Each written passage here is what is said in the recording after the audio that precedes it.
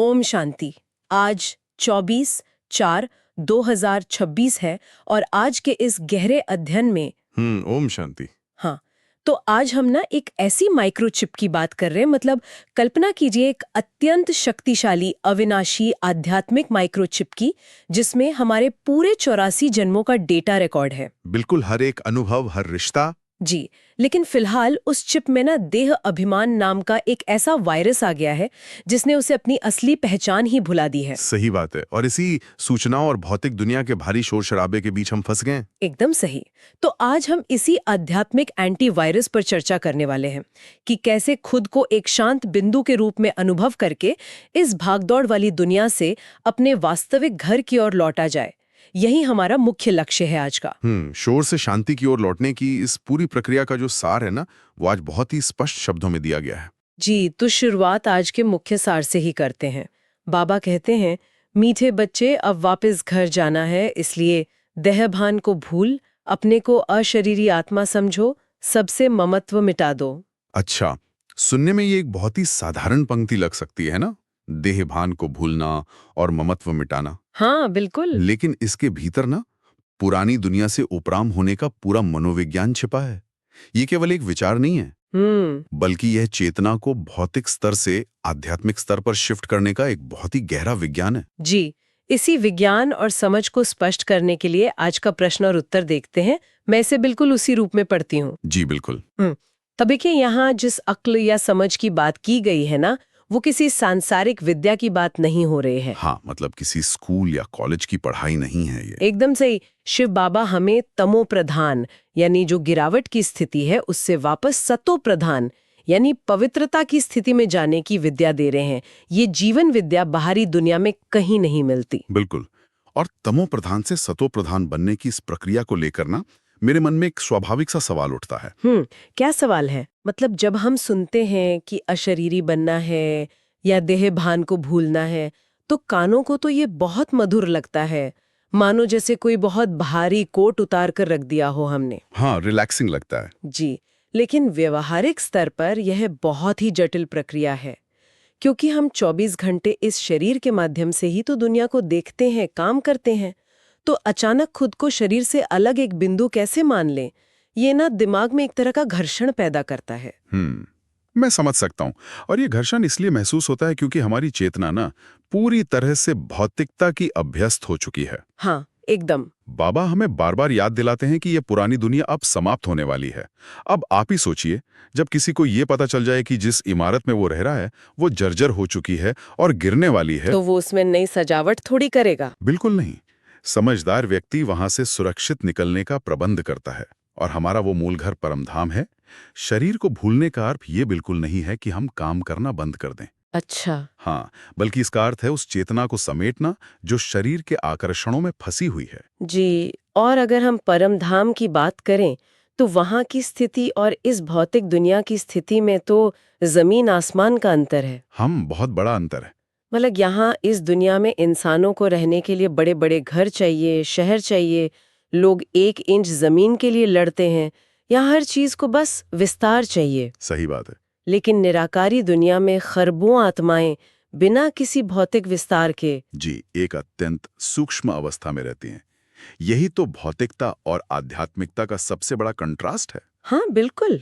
भौतिकता हमेशा विस्तार मांगती है, ज्यादा जगह, ज्यादा चीजें, जबकि आध्यात्मिकता सार में समा जाती है। बाबा कहते हैं कि आत्मा एक छोटी सी बिंदी है, पॉइंट ऑफ लाइट।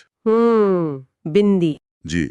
और यह बिंदी भौतिक ब्रह्मांड में कोई जगह नहीं घेरती। वो परमधाम पूर्ण शांति का देश है जहाँ कोई हलचल नहीं है। और इसी बिंदी रूप को लेकर मुझे वो अपना माइक्रोचिप वाला विचार याद आता है। मतलब ये एक बहुत बड़ा आश्चर्य लगता है मुझे। अच्छा, कैसे? जैसे हम आज के युग में देखते हैं ना कि एक छोटी सी सिलिकॉन चिप में पूरी दुनिया का डेटा आ जाता है। लेकिन बाबा कहते हैं कि आत्मा रूपी ये बिंदी तो भौतिक है ही नहीं। बिल्कुल। फिर भी एक अविनाशी बिंदु में 84 जन्मों का रूप, रंग, अनुभव, संस्कार, मतलब ये पूरा नूंद या पार्ट कैसे समाया हो सकता है? बिना किसी हार्डवेयर के इतनी बड़ी मेमोरी कैसे काम करती है? अरे वाह, यह तुलना बहुत ही सटीक है। इसे ऐसे समझा जा सकता है कि आत्मा कोई साधारण जड़ मेमोरी ड्राइव नहीं है। ये चेतना का एक असीमित बीज है, जैसे मान लीजिए अगर हम एक छोटे से बरगद के बीज को काट कर देखें तो क्या उसमें कोई पेड़ या पत्ते दिखेंगे? नहीं, कुछ भी नहीं दिखेगा। बिल्कुल। लेकिन उस अति सूक्ष्म बीज के भीतर वह पूरी अदृश्य प्रोग्रामिंग मौजूद है ना, जो उचित समय आने पर एक विशाल वृक्ष का रूप ले लेती है। हाँ, एकदम सही बात है। बस उसी तरह आत्मा रूपी इस चेतन बिंदु में 84 जन्मों का पूरा चक्र बीज रूप में समाया हुआ है। जब आत्मा भौतिक शरीर धारण करती है तो वो बीज वृक्ष के रूप में विस्तार पाता है। तो इसका मतलब जब बाबा हमें तमो प्रधान से सतो प्रधान बनने की अक्ल दे रहे हैं, तो असल में वे उसी बीज में लगे उस देह अभिमान रूपी वायरस को साफ करने का ही तरीका बता रहे हैं। जी बिल्कुल, वही एंटीवायरस है ये। लेकिन देखिए, वायरस साफ करने के लिए ना अक्सर हमें सिस्टम को रीस्टार्ट करना पड़ता है या उसे नेटवर्क से एकदम काटना पड़ता है। तो क्या इसका मतलब ये है कि इस पुरानी दुनिया के वायरस से बचने के लिए हम घर परिवार और अपनी जिम्मेदारियों को छोड़कर किसी शांत जंगल की तरफ निकल जाएं? दुनिया में आध्यात्मिकता को लेकर यह सबसे आम और भ्रामक धारणा रही है। संन्यास मार्ग में तो यही सिखाया जाता है ना कि दुनिया छोड़ दो, एकांत में चले जाओ। हाँ, बिल्कुल। लेकिन शिव बाबा का ज्ञान यहाँ पूरी तरह से विपरीत और अत्यंत व्यवहारिक है। बाबा स्पष्ट रूप से कहते हैं कि सब कुछ छोड़कर भागना नहीं है। अच्छा। जी, मित्रों और संबंधियों के बीच इसी पुरानी दुनिया में रहकर मेहनत करनी है। पलायन करना कोई आध्यात्मिक उपलब्धि नहीं है। लेकिन यथार्थ में ना ये बहुत मुश्किल लगता है। मतलब पहाड़ों पर या किसी गुफा में जाकर शांत रहना शायद आसान हो सकता है क्योंकि वहां कोई आपको उकसाने वाला नहीं है। वो तो है। लेकिन जब घर में अलग अलग स्वभाव और संस्कारों का टकराव हो रहा हो, ऑफिस में काम का भारी तनाव हो, तब खुद को एक शांत बिंदु मानना और वो कमल फूल समान रहना, ये कैसे संभव है? कीचड़ में रहकर कीचड़ से अछूता रहना तो विपरीत दिशा में तैरने जैसी बहुत बड़ी चुनौती है। और इसीलिए तो बाबा कहते हैं कि जो गृहस्थ व्यवहार में रहकर ऐसा कर दिखाए वही असली महावीर है। महावीर। कमल के फूल का उदाहरण यहाँ सिर्फ एक कविता नहीं है, बल्कि एक जीवन शैली है। आप देखिए, कमल की जड़ें कीचड़ में होती हैं, वो उसी पानी से अपना पोषण लेता है, लेकिन उसकी पंखुड़ियों पर कीचड़ की एक बूंद भी टिक पाती है क्या? नहीं, बिल्कुल नहीं टिकती। बस जब हम परिवार के बीच होते हैं ना, तो वे तनावपूर्ण परिस्थितियां ही हमारी असली परीक्षा होती हैं। अगर कोई एकांत में शांत है तो वह शांति परिस्थितियों के अभाव के कारण है, उसकी आंतरिक शक्ति के कारण नहीं। ये बात तो बहुत गहरी है और ये बात अर्जुन और भील के उस उदाहरण से बहुत अच्छे से जुड़ती है जो आज के स्रोत में दिया गया है। हाँ, वो उदाहरण बहुत सटीक है। शास्त्रों की इस कहानी में भील, जिसे हम एकलव्य के रूप में भी जानते हैं, वो बाहर जंगल में रहता था। उसे कोई सुख सुविधा या विशेष गुरु का सानिध्य नहीं मिला था। फिर भी केवल अपने निरंतर अभ्यास और लगन के कारण वो राजमहल में रहने वाले अर्जुन से भी अधिक होशियार हो गया। यह कहानी मुझे सिर्फ धनुर्विद्या की नहीं लगती, बल्कि यह सीधे सीधे आंतरिक फोकस की बात करती है। बिल्कुल, ये इस बात का प्रमाण है कि बाहरी परिस्थितियां या सुविधाएं उतनी मायने नहीं रखती जितनी हमारी आंतरिक लगन मायने रखती है। जी। बाबा समझाते हैं कि जो गृहस्थ में रहकर अच्छी सर्विस करते हैं उनकी उन्नति अधिक होती है। वे घर परिवार में रहकर पुरुषार्थ करने वाले उन लोगों से भी आगे निकल सकते हैं जो बाहर एकांत में रहते हैं। अरे वाह। क्योंकि गृहस्थ में रहने वाला व्यक्ति हर दिन माया की नई चुनौतियों का सामना करते हुए अपनी स्थिति को मजबूत कर रहा है। वह असली युद्ध के मैदान में है। मतलब असली सन्यास घर छोड़कर जाने में नहीं है, बल्कि घर में रहते हुए मोह को छोड़ने में है, ममत्व मिटाने में है। एकदम सही। लेकिन फिर वही सवाल उठता है कि जब सामने परिस्थितियां आती हैं, मान लीजिए जब कोई अपना ही व्यक्ति अपमान कर दे या जीवन में कोई बड़ा नुकसान हो जाए, तब वो कमल फूल वाली स्थिति कैसे टिकेगी? डगमगा जाती है स्थिति। हाँ, उस समय सिर्फ ये सोचना कि मैं आत्मा हूं पर्याप्त नहीं लगता। इसके लिए कोई तो ऐसी शक्ति चाहिए जो मन को डगमगाने ना दे। और वो शक्ति है योग बल। बाबा समझाते हैं कि सतयुग, जिसे हम स्वर्ग कहते हैं, उसकी बादशाही किसी हिंसक लड़ाई या तलवारों से नहीं मिलती। इतिहास में दुनिया के जितने भी बड़े साम्राज्य स्थापित हुए हैं वे युद्ध और रक्तपात से ही हुए हैं। लेकिन लक्ष्मी नारायण ने विश्व का मालिक बनने के लिए कोई युद्ध नहीं किया था। हाँ, ये तो है। वो ईश्वरीय साम्राज्य पूरी तरह से अहिंसक है और केवल योग बल से ही स्थापित होता है। योग बल। अक्सर लोग ना योग शब्द को सिर्फ शरीर के व्यायाम या ध्यान की किसी मुद्रा से जोड़ लेते हैं। जी। दुनिया में यही माना जाता है। लेकिन यहाँ योग का मतलब है कनेक्शन।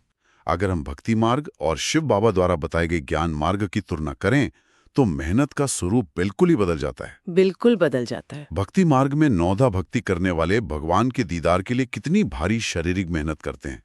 घंटों मूर्ति के सामने बैठे रहते हैं, उपवास करते हैं, शारीरिक कष्ट सहते हैं, जबकि ज्ञान मार्ग में रूहानी मेहनत है। यहाँ शरीर को कोई कष्ट नहीं देना है। अच्छा। बाबा कहते हैं कि आत्मा पर जन्म जन्मांतर के पापों की जो कट या जंग लग गई है ना, उसे केवल ईश्वरीय याद से उतारना है। ये मन और बुद्धि का सीधा कनेक्शन है। तो अगर मैं इस जंग या कट उतारने की प्रक्रिया को गहराई से समझना चाहूँ तो ये काम कैसे करता है? मतलब घंटों मूर्ति के सामने बैठने से जंग क्यों नहीं उतरती, और स्वयं को एक बिंदु रूप मानकर परमात्मा को याद करने से वो कैसे उतर जाती है? क्या ये केवल दिशा का फर्क है या ये स्वयं को पहचानने का कोई मूलभूत अंतर है? देखिए, ये पूरी तरह से चेतना और ऊर्जा के स्तर का अंतर है। भक्ति मार्ग में भावना और आस्था बहुत है, लेकिन ये समझ नहीं है कि मैं वास्तव में कौन हूं और परमात्मा से मेरा सटीक संबंध क्या है। हाँ, क्लैरिटी नहीं है। जी, वहां भगवान को या तो सर्वव्यापी मान लिया जाता है या फिर किसी साकार रूप में पूजा जाता है। लेकिन ज्ञान मार्ग में शिव बाबा ने हमें आत्मस्मृति दी है। जब एक आत्मा खुद को शरीर से अलग एक ऊर्जा बिंदु मानकर उस सर्वोच्च ऊर्जा बिंदु यानी परमात्मा से सीधे जुड़ती है, तो एक बहुत ही तीव्र और शुद्ध फ्रीक्वेंसी पैदा होती है। अरे वाह! तो इसे हम किसी पुरानी मूल्यवान धातु पर लगे जंग को लेजर तकनीक से साफ करने जैसा मान सकते हैं। लेजर तकनीक? हाँ, मतलब जैसे लेजर की रोशनी धातु को बिना कोई नुकसान पहुंचाए केवल दशकों पुरानी जंग को जलाकर खत्म कर देती है। बिल्कुल। उसी तरह ईश्वरीय याद की जो ऊर्जा है वो आत्मा पर लगे पुराने तमो प्रधान संस्कारों को नष्ट कर देती है। इसमें कोई शारीरिक संघर्ष नहीं है, केवल सही अलाइनमेंट की जरूरत है। ये उपमा तो विषय को एकदम स्पष्ट कर देती है। कनेक्शन जितना सीधा और शक्तिशाली होगा, वो कट या जंग उतनी ही जल्दी उतरेगी। जी। और बाबा कहते हैं कि इस योग बल के साथ साथ एक और चीज बहुत जरूरी है, वो है सर्विस या रूहानी सेवा। सर्विस। जो आत्मा योग से स्वयं को स्वच्छ कर रही है, वो स्वाभाविक रूप से दूसरों को भी रास्ता दिखाएगी। केवल छिपकर बैठकर योग नहीं करना है हमें। हाँ, सेवा के लिए बाबा ने स्पष्ट किया है कि प्रदर्शनियों करना, चित्र बनाकर रास्ता दिखाना और सबसे बड़ी बात, अपने व्यवहार से यज्ञ की इज्जत बढ़ाना। जी बिल्कुल। कोई ऐसा कर्म ना हो जिससे बदनामी हो। जो जितना योग युक्त और ज्ञान युक्त होगा ना, वो उतनी ही प्रभावकारी सर्विस करेगा। सेवा से ही हमारा भाग्य बनता है। ज्ञान मार्ग में केवल अपना कल्याण नहीं करना है, बल्कि बाप समान कल्याणकारी बनकर अनेकों को सुख देना है। जो ऐसा करते हैं वे ही बाप दादा के दिल तख्त पर बैठते हैं। बिल्कुल सही बात है। तो आज की इस पूरी चर्चा ने ये बहुत स्पष्ट कर दिया है कि गृहस्थ में रहते हुए दुनिया की तमाम उलझनों के बीच भी सतो प्रधान स्थिति कैसे प्राप्त की जा सकती है। जी। और इसी को जीवन में उतारने के लिए आज की धारणा के मुख्य बिंदु इस प्रकार हैं। पहला, अपनी चलन से बाप का व यज्ञ का नाम बाला करना है। ऐसा कोई कर्म ना हो जो बाप की इज्जत जाए। सर्विस से अपना भाग्य आपे ही बनाना है। में रहे कमल फूल समान रहने की अच्छी बहादुरी दिखानी है। इन धारणाओं को मन में बिठाना ही असल पुरुषार्थ है। बिल्कुल।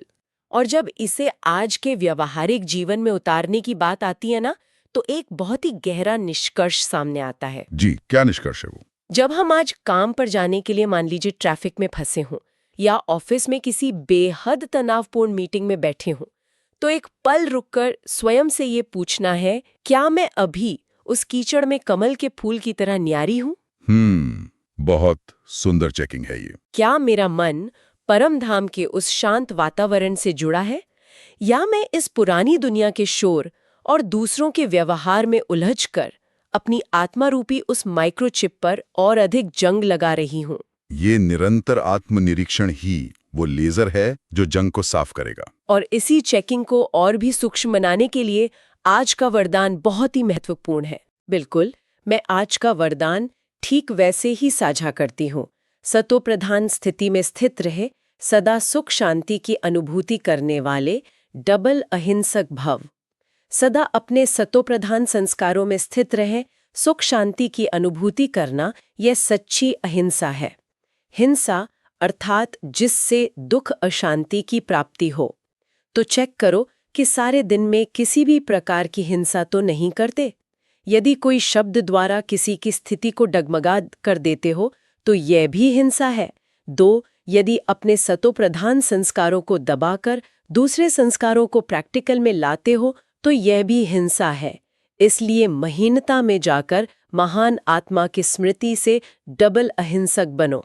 ये वरदान हमें स्थूल हिंसा से बहुत आगे ले जाकर शब्दों और संकल्पों की उस सूक्ष्म हिंसा से मुक्त होने का इशारा देता है, जो अक्सर हमारी दिनचर्या का हिस्सा बन जाती है। जी, और आज का स्लोगन हमें एक स्पष्ट चेतावनी देता है। सत्य के साथ असत्य मिक्स होते ही खुशी गायब हो जाती है। खुशी का आधार ही संपूर्ण सत्य है। उसमें जरा भी मिलावट हमारी आंतरिक स्थिति को गिरा देती है। एकदम सही। अंत में हम आज के अव्यक्त इशारे पर ध्यान देंगे और इसे बिल्कुल वैसे ही ग्रहण करेंगे। ये अव्यक्त इशारे महान बनने के लिए मधुरता और नम्रता का गुण धारण करो। आपका एक एक बोल अलौकिक हो, फरिश्तों के समान हो, हर बोल मधुर हो। इस बात पर अभी अंडरलाइन करो, तब प्रत्यक्षता होगी। क्योंकि अभी तक वाणी की शक्ति व्यर्थ जा रही है, इसलिए वाणी में जो बाप को प्रत्यक्ष करने का जौहर व शक्ति होनी चाहिए, वह कम है। वाचा को व्यर्थ से बचाओ तो बाप को प्रत्यक्ष करने का आवाज बुलंद होगा। वाणी की इस शक्ति को व्यर्थ से बचाकर ही हम वास्तव में अशरीरी होने और कमल फूल समान रहने का अभ्यास कर सकते हैं। बिल्कुल। तो आज दिन भर अपने भीतर उस शांत सूक्ष्म आत्मा को महसूस करें, अपने हर कर्म में कमल के फूल जैसी बहादुरी लाएं और ईश्वरीय याद से हर जंग को मिटाने का पुरुषार्थ करें। ओम शांति। ओम शांति।